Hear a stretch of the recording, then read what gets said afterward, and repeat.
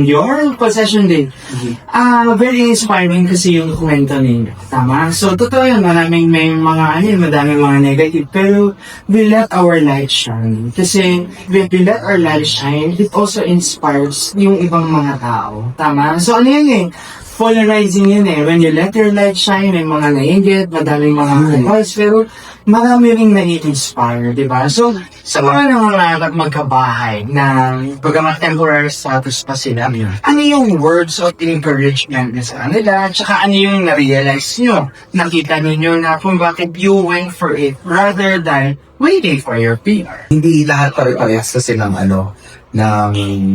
situation. May iba work from paycheck to paycheck. Yeah. Yung iba nabibigyan ng opportunities. Pero, may nakikita din kasi ako sa na even though that they're working paycheck to paycheck, nagagawa nila ng paraan, may nakabil pa rin ang bahay. Yeah. So, parang kung ako, hindi ko sinasabi na pero fortunate ako na hindi nakabi ganon.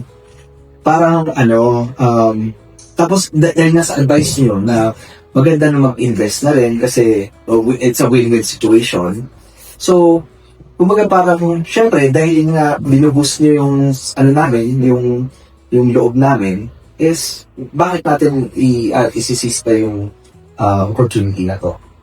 So, well, sa mga bashers, napag-usapan namin yan, kasi, hindi naman nila pera to eh. Yeah. Hindi naman sila yung nagpapabutang sa amin, hindi naman sila yung nagpapaswerte sa amin. So, wala nang pakialam doon. So, yun. Pero, yun. Basta sa amin, tuloy lang. Correct. Dito, nagsisimula na kami dito, hopefully, makuha na yung permanent residency. Tapos, yun, magtuloy-tuloy na nga hanggang sa magkaroon ng more investments. Pagka hindi ka nag-list, hindi mo rin makikita kung ano yung word. Ano ka na lang na what if pala kung ganito ginawa po ng age na ganito. It will be full of regrets. Mga what ifs na. Okay. Yeah.